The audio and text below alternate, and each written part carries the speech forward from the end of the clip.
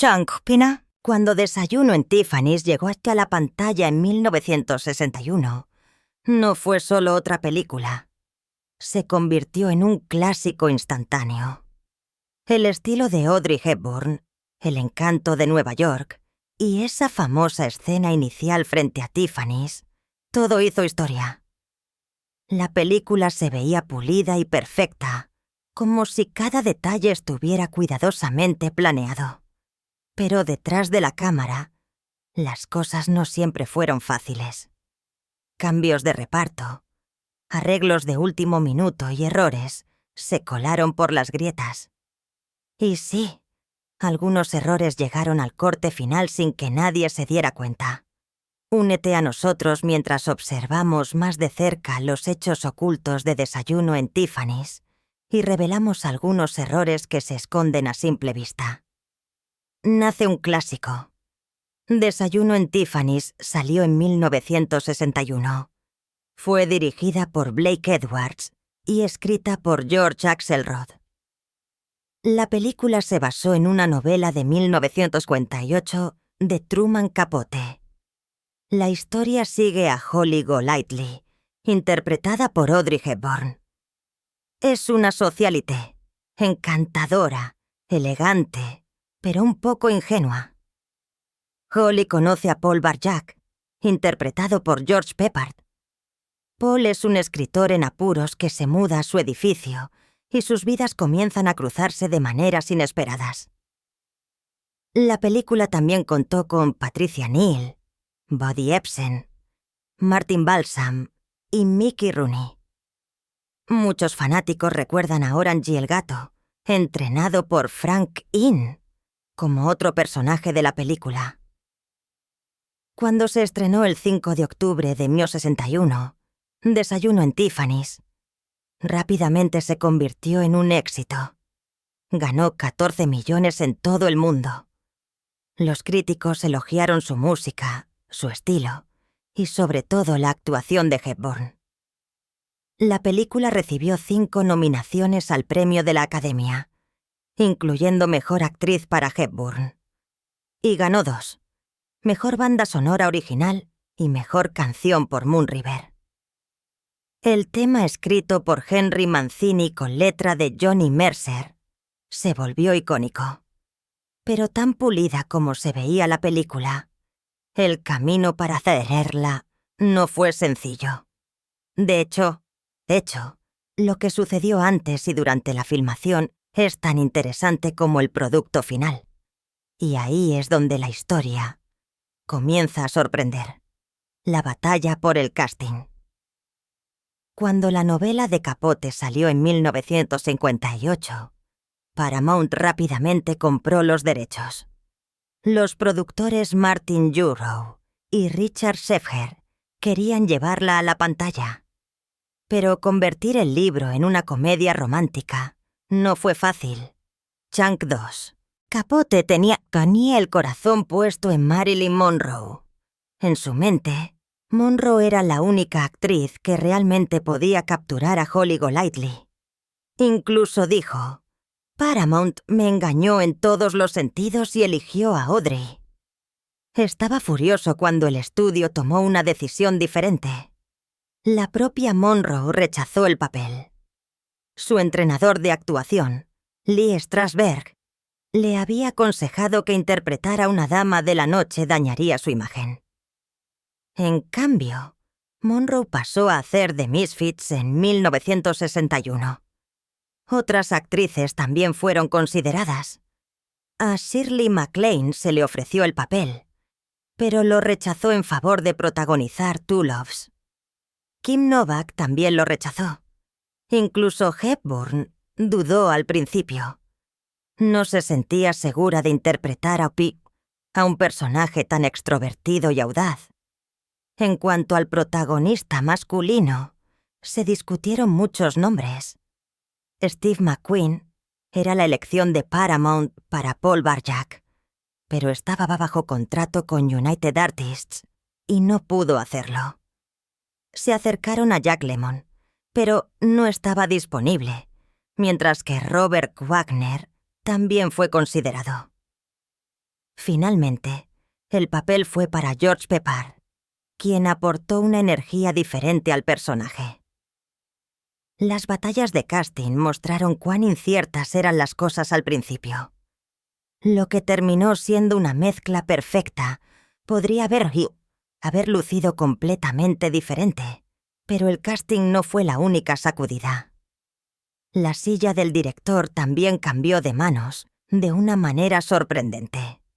Drama detrás de la cámara. Al principio, John Frankenheimer fue elegido para dirigir la película. Trabajó con George Axelrod, quien estaba reescribiendo el guión. Durante 3 meses se prepararon juntos. Pero entonces todo cambió. El agente de Hepburn intervino e insistió en un director de más alto perfil. Fue entonces cuando Blake Edwards fue contratado. Edwards estuvo de acuerdo con los cambios que Axelrod estaba haciendo a la novela. Creía que la historia necesitaba ser más ligera y atractiva para el público. Estos cambios hicieron que la película fuera muy diferente del libro original de Capote. El narrador de la novela era un hombre gay, que permaneció sin nombre. En la película, se convirtió en Paul Barjack, un interés amoroso heterosexual con nombre. Chunk 3. El tono cambió de un drama más oscuro a una comedia romántica. Se agregaron nuevos personajes y se eliminó gran parte del subtexto original. La producción comenzó oficialmente el 2 de octubre de 1960. Esta secuencia con Audrey Hepburn, comiendo un pastel fuera de la famosa tienda, es ahora uno de los momentos más icónicos en la historia del cine.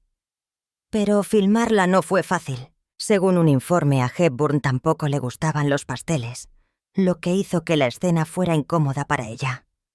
Incluso hubo un accidente peligroso en el set que casi electrocuta a un miembro del equipo. Sin embargo, otro informe afirma que se filmó rápidamente y sin muchos problemas. La mayoría de las escenas exteriores se filmaron en la ciudad de Nueva York, mientras que los interiores se filmaron en los estudios de Paramount en Hollywood. Solo algunas partes dentro de Tiffany & Company eran reales. Incluso con los desafíos, la película lentamente se fue armando. Las piezas se estaban colocando en su lugar, pero el drama detrás de las escenas no terminó ahí. Lo que sucedió después del lanzamiento fue igual de dramático. Éxito, legado y controversia. Cuando la película finalmente se estrenó el 5 de octubre de 1961, quedó claro que Paramount tenía un éxito. Con un presupuesto de 2.5 millones, ganó 14 millones. En ese momento, eso se consideraba un gran éxito. Variety lo llamó un brillante contendiente de taquilla. La actuación de Audrey Hepburn fue amada en todo el mundo. Su imagen con el vestido negro, perlas y boquilla para cigarrillos se convirtió en un ícono cultural. La banda sonora, especialmente Moon River, hizo historia. La propia Hepburn dijo una vez que amaba tanto la canción que luchó por mantenerla en la película cuando otros sugirieron cortarla.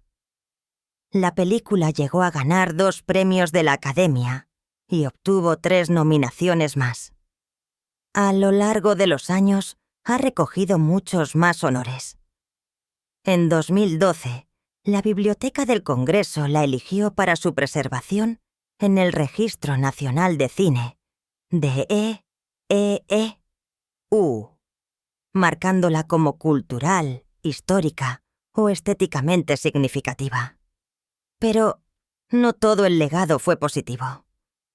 El papel de Mickey Rooney como el señor Yuniyoshi, un personaje japonés interpretado con maquillaje pesado, se convirtió en una de las representaciones más criticadas de Hollywood. Si bien fue aceptado en ese momento, las generaciones posteriores lo llamaron racista y ofensivo. Esta parte de la historia de la película continúa generando debate en la actualidad. Chunk 4. A medida que pasaron los años, la película siguió regresando en nuevas formas. Primero llegó a VHS en 1989, luego a DVD en 2001, un DVD especial del 45 aniversario en 2006, agregó entrevistas, reportajes e incluso un tributo a Hepburn, incluida una carta que escribió a Tiffany & Company. En 2009 se lanzó una versión de la colección Centenario con más extras. Para el 50 aniversario en 2011, fue restaurada digitalmente y lanzada en Blu-ray. Décadas más tarde, Desayuno en Tiffany's todavía está vivo en la cultura popular. La gente continúa viéndola, celebrándola y discutiendo sobre sus defectos. La película que casi lució muy diferente. Cuando la gente habla de Desayuno en Tiffany's, a menudo la recuerdan como un clásico perfecto. Pero la verdad es que podría sí haber lucido muy diferente. Para empezar, el propio autor Truman Capote odiaba el casting de Audrey Hepburn. Quería a Marilyn Monroe para el papel de Holly Golightly, y cuando el entrenador de actuación de Monroe le dijo que no interpretara a una dama de la noche, ella lo rechazó. Capote estaba furioso. Dijo que Paramount lo había engañado en todos los sentidos e incluso lo llamó la película con el casting más incorrecto que jamás había visto. Más tarde, diría que actrices como Tuesday Well o incluso Jodie Foster podrían haber sido mejores opciones en una nueva versión. Otros grandes nombres como Shirley MacLaine y Kim Novak también rechazaron el papel de Holly, y MacLaine admitió más tarde que fue uno de sus mayores arrepentimientos. Incluso Audrey Hepburn dudó antes de decir que sí. Le dijo al New York Times: «Es muy difícil y no pensé que era adecuada para ello. Realmente he tenido muy poca experiencia y no tengo técnica para hacer cosas para las que no estoy capacitada. Tengo que operar completamente por instinto». Fue Blake Edwards quien finalmente me persuadió. Hepburn explicó que su estilo de dirección se sentía natural para ella y la ayudó a sentirse segura. Incluso el director no fue la primera opción. Originalmente, se suponía que John Frankenheimer dirigiría la película, pero Hepburn quería un nombre más importante adjunto. Y así fue como entró Blake Edwards. Era conocido por Operación Pacífico, y luego se hizo famoso por la serie de La Pantera Rosa.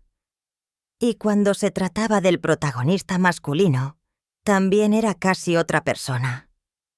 Edwards quería a Steve McQueen para Paul Barjack, pero McQueen todavía estaba encerrado bajo contrato con CBS para Wanted, Dead or Alive. Edwards incluso sugirió a Tony Curtis, quien estaba interesado, pero los productores dijeron que no. Finalmente, George Peppard fue elegido, pero incluso eso no salió bien. Y ahí es donde la historia se complica. Tensiones en el set y conflictos de casting. Chunk 5. George Peppard, quien interpretó a Paul, no le agradaba a la mayoría del equipo. El director Blake Edwards rogó a los productores Martin Jurow y Richard Shepard que no lo eligieran. Incluso se arrodilló en la acera, pidiéndoles que no trajeran a Peppard. Pero los productores ganaron y Peppard obtuvo el papel. El problema era que se negaba a seguir las instrucciones cuando no estaba de acuerdo con ellas. La propia Audrey Hepburn se sintió frustrada con él, diciendo que analizaba demasiado todo. Lo encontró pomposo.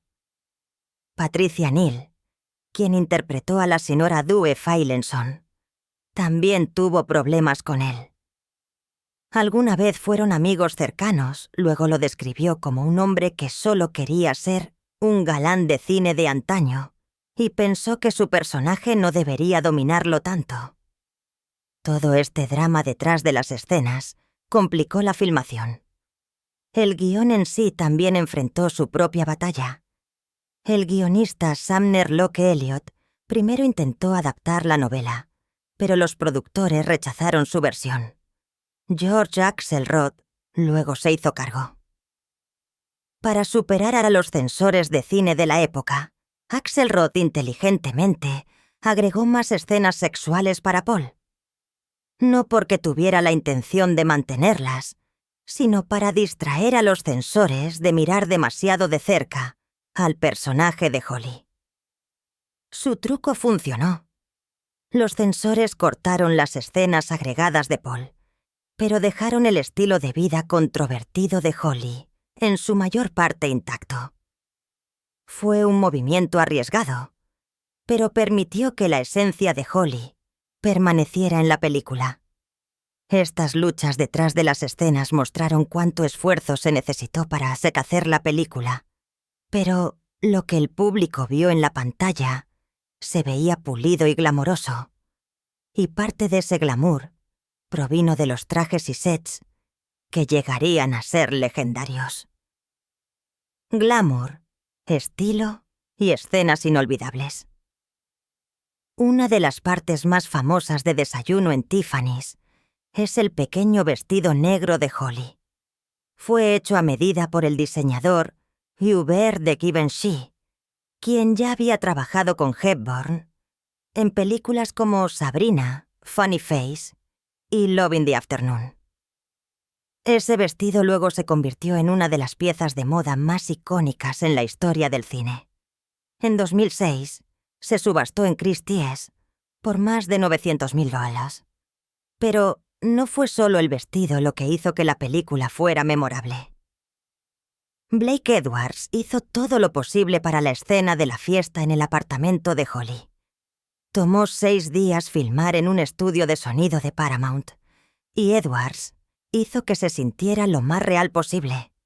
Los extras eran todos sus amigos, y tenían champán real, 120 galones de refrescos, 60 cajas de cigarrillos, además de bandejas de perros calientes, fiambres, papas fritas, salsas y sándwiches. Chunk 6. Para agregar aún más caos, se utilizó un ahumador de apicultor para llenar la habitación de neblina, dando a la fiesta esa atmósfera salvaje y fuera de control. Los detalles divertidos no terminaron ahí. Alan Reed, la voz original de Fred Flintstone, interpretó al mafioso Sally Tomato en la película, y la cita demasiado entusiasta de Holly quedó sin acreditar. Pero muchos creen que la voz pertenecía a Mel Lecas, capta a Mel Kirkland, quien dio vida a Barney Rubble, Bugs Bunny y innumerables otras leyendas de dibujos animados. Otro detalle famoso ocurrió en Tiffany's. La tienda abrió un domingo por primera vez desde el siglo XIX, solo para que la filmación pudiera tener lugar. La seguridad era tan estricta que 40 guardias armados tuvieron que estar en el piso para asegurarse de que no robaran joyas. Con todo este esfuerzo, no es de extrañar que la película brillara en la pantalla. Pero mientras el glamour deslumbraba, una parte de la película dejó una marca por razones muy diferentes. Arrepentimiento y controversia que persistieron. Una de las controversias más comentadas de la película fue el papel de Mickey Rooney como el señor Junyoshi. Interpretó al casero japonés de Holly, pero en lugar de autenticidad, el papel era pura caricatura. Rooney usó maquillaje, dientes postizos y rasgos exagerados, convirtiendo al personaje en un estereotipo que muchos encontraron ofensivo. En ese momento, se jugó para reír. Pero la historia no ha sido amable con esta elección. Años más tarde, tanto Edwards como el propio Rooney expresaron arrepentimiento. En sus memorias de 1991, Life is Too Short, Rooney admitió: Estaba totalmente avergonzado de mi papel en Desayuno en Tiffany's. Y no creo que el director Blake Edwards estuviera muy orgulloso de ello tampoco. Pero años después, en 2008, Rooney se defendió nuevamente.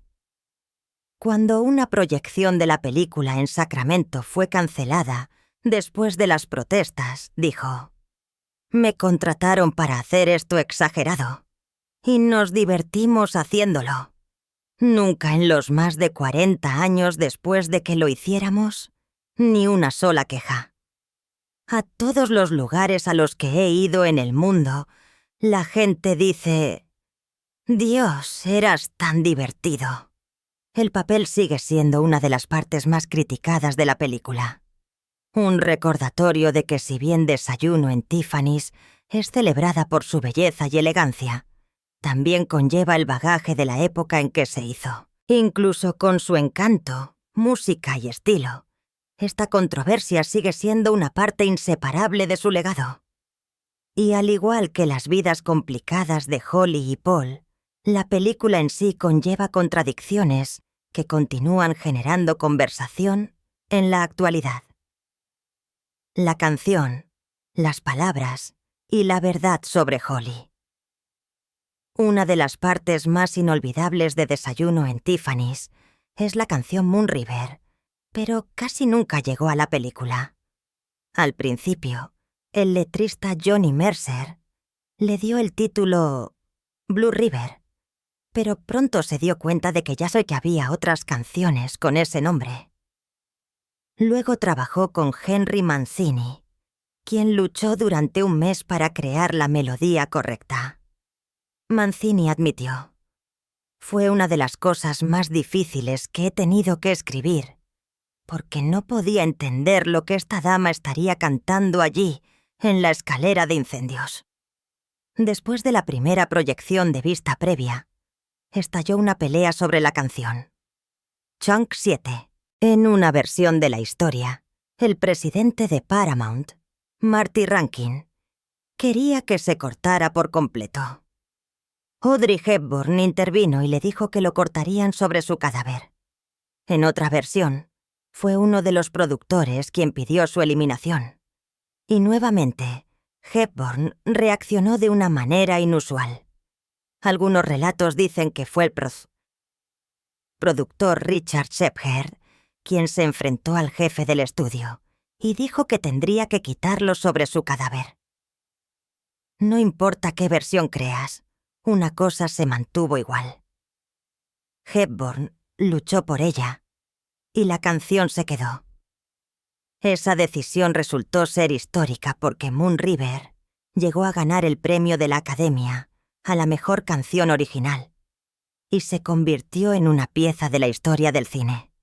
La música tocó a Hepburn tan profundamente que luego escribió una nota sincera a Mancini. Ella le dijo: «Una película sin música es un poco como un avión sin combustible. Por muy bien que se haga el trabajo, todavía estamos en el suelo y en un mundo de realidad. Tu música nos ha elevado a todos y nos ha enviado a volar. Todo lo que no podemos decir con palabras o mostrar con acción, lo has expresado por nosotros. Has hecho esto con tanta imaginación, diversión y belleza. Eres el gato más moderno y el compositor más sensible. Gracias, querido Hank». Lo firmó cálidamente con mucho amor Audrey. Más allá de la música todavía había preguntas sobre el personaje de Holly. El propio Capote explicó a Playboy en 1968 que Holly Golightly no era exactamente una chica de compañía. Dijo: «Holly Golightly no era precisamente una chica de compañía. No tenía trabajo, pero acompañaba a hombres con cuentas de gastos a los mejores restaurantes y clubes nocturnos con el entendimiento de que su acompañante estaba obligado a darle algún tipo de regalo. Tal vez joyas o un cheque. Si le apetecía, podía llevar a su acompañante a casa por la noche. Entonces, Estas chicas son las auténticas geishas americanas. Y son mucho más frecuentes ahora que en 1943 o 4, que fue la era de Holly. Para gestionar la reputación de la película Seilashe, el estudio trabajó duro para suavizar su imagen. Paramount evitó por completo el término chica de compañía. En cambio, describieron a Holly como una cocotte. Incluso se envió un comunicado de prensa durante la filmación, con actores dando sus propias definiciones. El productor Martin Jurow lo explicó de esta manera. Una cocotte es una gatita que nunca crecerá para ser un gato. Chunk 8. El estudio incluso insistió en que cocotte no era una palabra beatnik, asegurándose de que la prensa entendiera que no se trataba de contracultura. Querían que Holly fuera vista como divertida, encantadora e inocente. Un comunicado incluso hizo una broma señalada diciendo: «La estrella es Audrey Hepburn, no Todd Hepburn». Pero la historia de Holly también tenía otra capa. Una conectada a personas reales que podrían haberla inspirado. La inspiración y el legado del mundo de Holly. Muchos nombres han sido sugeridos a lo largo de los años como posibles inspiraciones para Holly Golightly.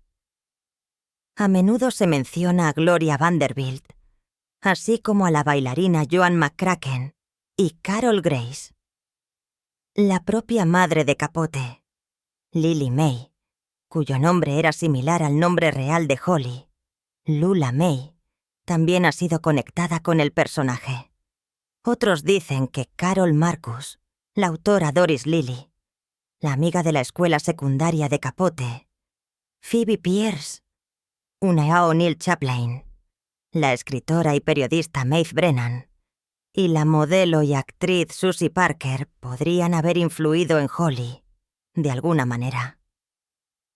El propio Capote llamó a este juego de adivinanzas el sorteo de Holly Golightly. Afirmó que la verdadera Holly era en realidad una mujer que vivía debajo de él a principios de la década de 1940. El misterio incluso condujo a un drama legal. Una mujer llamada Bonnie Golightly presentó una demanda por difamación e invasión de la privacidad, diciendo que ella era la verdadera inspiración. Pero perdió el caso, terminando oficialmente su reclamo. Lo que quedó claro es que Holly era un personaje construido a partir de piezas de muchas mujeres diferentes, y es por eso que se sentía tan compleja y real en la pantalla. Incluso el apartamento de Holly se convirtió en parte de la leyenda. Si bien los interiores se filmaron en un estudio de sonido de Paramount, la casa de piedra rojiza exterior, utilizada en la película, era real.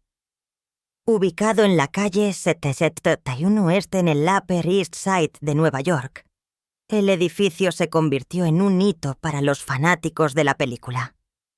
Décadas más tarde, en 2014, la casa de piedra rojiza salió al mercado por 10 millones. En junio de 2015, se vendió a 169 East 71st LLC por 7.4 millones. La venta demostró que incluso años después, cualquier cosa conectada con Desayuno en Tiffany's tenía un valor extraordinario entre una canción que casi nunca sobrevivió, una estrella que la defendió con todo su corazón, un personaje cuya imagen el estudio moldeó cuidadosamente, inspiraciones que abarcaban desde socialites hasta autores, y un apartamento que se convirtió en historia inmobiliaria. El legado de la película solo creció, y cuanto más profundo miras, más detalles encuentras que muestran cuántos secretos se esconden detrás del encanto de Holly Golightly, de Audrey Hepburn. Hablando de eso, cuando la mayoría de la gente piensa en Desayuno en Tiffany's, una cosa suele venir a la mente: Audrey Hepburn, con ese famoso vestido negro de pie frente a Tiffany's, con un café en la mano. A lo largo de los años esta escena ha sido copiada, compartida y convertida en una imagen de estilo. Muchas personas confunden a Audrey Hepburn con Holly Golightly, el personaje que interpretó. Para ellos, Holly no es solo un papel. Es un icono de estilo, un sueño de Nueva York y el símbolo de la sofisticación. Pero aquí está la cosa. Eso es solo la superficie. Detrás del aspecto glamuroso y el encanto juguetón, hay partes de la película de las que los fanáticos no siempre hablan. El icono del que todo el mundo habla. Cuando la mayoría de la gente piensa en Desayuno en Tiffany's, una cosa suele venir a la mente. Chunk 9. Audrey Hepburn con ese famoso vestido negro de pie frente a Tiffany's, con un café en la mano. A lo largo de los años, esta escena ha sido copiada, compartida y convertida en una imagen de estilo. De hecho, muchas personas confunden a Audrey Hepburn con Holly Golightly, el personaje que interpretó. Para ellos, Holly no es solo un papel. Es un icono de estilo, un sueño de Nueva York y el símbolo de la sofisticación. Pero aquí está la cosa. Eso es solo la superficie. Detrás del aspecto glamuroso y el encanto juguetón, hay partes de la película de las que los fanáticos no siempre hablan. Holly no es solo una chica de fiesta amante de la diversión. Paul no es solo un escritor romántico. Y la película en sí esconde un lado que hace que sea complicado amar sin pensarlo dos veces. Estos detalles no borran su encanto. Simplemente nos recuerdan que Desayuno en Tiffany's no es solo una dulce historia de amor. Es más oscura, con capas e incluso incómoda a veces. Y eso es exactamente lo que hace que valga la pena volver a verla. Comencemos con la verdad sobre Holly. Holly no es simplemente el espíritu despreocupado que tanta gente imagina que es. En realidad, tiene un pasado mucho más complicado. Su nombre real es Lula May. Es una novia infantil fugitiva de un origen montañés que lleva cicatrices que explican por qué le cuesta conectarse profundamente con nadie, excepto con su hermano. En la película, encanta a hombres ricos y les cobra por lo que ella llama conversación. Incluso les pide dinero para el tocador. La siguen a casa con la esperanza de tener sexo. La película no muestra claramente si se acuesta con ellos, pero sus ingresos provienen de la misma manera que muchas trabajadoras sexuales ganaban en ese momento. Encuentra al hombre más rico que Sharon más rico, encántalo y manténlo cerca. Truman Capote, el autor de la novela, una vez describió a Holly como una geisha estadounidense. Quería que Marilyn Monroe la interpretara, no a Hepburn. Porque el poder de Holly no era solo el encanto, sino también su atractivo obvio. Eso dice mucho sobre quién es realmente Holly. No hay nada inmoral en lo que hace. Es supervivencia. Su ingenio y brillo son solo máscaras para cubrir la soledad, la inseguridad, el miedo y la inestabilidad. Chunk 10. Pero es interesante ver cuántas mujeres jóvenes la idolatran hoy, como si fuera solo un ícono de la moda empoderado. Sí, para su época podría haber parecido independiente, pero también vivió casi completamente en respuesta a los deseos de los hombres.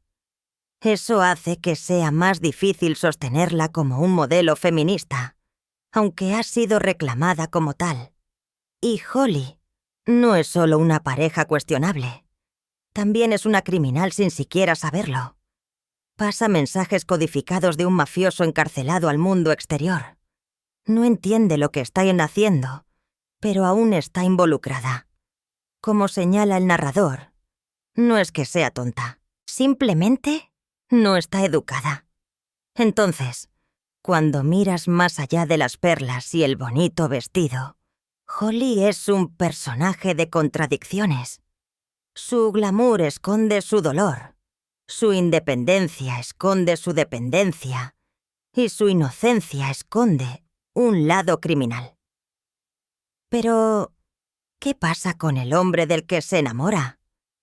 Él también tiene sus propios secretos. Paul Barjack, el hombre con su propio trato. Paul, el interés amoroso, se describe como un escritor. Pero, ¿cuánto de escritor es realmente? En la película, no lo vemos haciendo mucho trabajo. Leemos solo algunas líneas de su escritura inspiradas en Holly. Más allá de eso, pasa poco tiempo en su oficio. Su vida, en cambio, es pagada por una mujer casada mucho mayor. Ella le deja dinero en su mesita de noche después de que incluso se ofrece a financiar un fin de semana para él y Holly. La forma en que ella le habla lo deja claro. Paul no es un hombre libre. Ella lo mantiene. Es más un empleado que un amante. Esto cambia la forma en que lo vemos. No es el artista puro y luchador que Hollywood generalmente nos muestra. Está viviendo una vida cómoda debido a este acuerdo. En palabras simples, Paul está siendo pagado. Nuevamente, no se trata de moralidad. Chunk 11. Él se beneficia. Ella se beneficia, pero complica la historia de amor. Paul se siente atraído por Holly. ¿Pero por qué? Dice que quiere ayudarla. Salvarla. Pero la verdad es que ven en ella a alguien aún más dañado que él. No se trata realmente de magia o destino. Se trata de dos personas rotas que encuentran piezas de sí mismas en el otro. Algunos ven esto como una inversión de roles. Por lo general se muestra a las mujeres como mantenidas, mientras que los hombres son fuertes e independientes. Aquí es al revés. Pero al igual que Holly, la vida de Paul está lejos del sueño que la gente imagina. Su amor no nació del encanto de los cuentos de hadas. Vino de realidades complicadas y comprometidas. Y si eso no fuera suficiente, hay otra parte de la película que hace que sea aún más difícil de ver con admiración ciega. Es algo que los fanáticos a menudo dejan de lado, pero no se puede ignorar. El papel que lo eclipsa todo. Más allá de las realidades complicadas de Holly y Paul, la película tiene otro problema. Este no solo complica la historia, hace que la película en sí sea dolorosa para muchos espectadores hoy. Ese problema es el papel de Mickey Rooney como el señor Junyoshi. Interpreta al casero japonés de Holly, pero no se parece en nada a la autenticidad. Rooney, un actor blanco, usó maquillaje pesado, dientes postizos y gestos exagerados para interpretar el papel como alivio cómico. El resultado no fue divertido. Fue racista. Era el único personaje no blanco en la película, y su papel era puro estereotipo. Nada sobre su personaje era necesario para la trama. Simplemente fue agregado para reír. Mirando hacia atrás, esta es una de las partes más criticadas de toda la película. Algunos argumentan que era un tiempo diferente. Sí, la película se hizo en 1961, pero incluso entonces, esta representación era innecesaria y dañina. Chunk 12. Cuando la gente celebra Desayuno en Tiffany's como una de las mejores películas jamás hechas, a menudo se olvidan de mencionar esto. Es una verdad incómoda escondida detrás de la elegancia de Hepburn. El estilo, la música y el encanto de la película la han mantenido viva durante décadas. Pero este papel es un recordatorio de que la historia de Hollywood está lejos de ser perfecta. Cada vez que alguien enumera Desayuno en Tiffany's como su película favorita, también debe enfrentar esta realidad. Para amarla, tienes que amarla con los ojos abiertos, conociendo sus defectos tanto como su belleza. ¿Crees que Desayuno en Tiffany's habría sido el mismo clásico si Marilyn Monroe hubiera interpretado a Holly Golightly en lugar de Audrey Hepburn? ¿Y qué parte de la película te destaca más? ¿La moda, la música o el drama detrás de las escenas? Comparte tus pensamientos en los comentarios a continuación. Y no olvides darle me gusta, suscribirte y estar atento a más historias increíbles de la fascinante historia de Hollywood.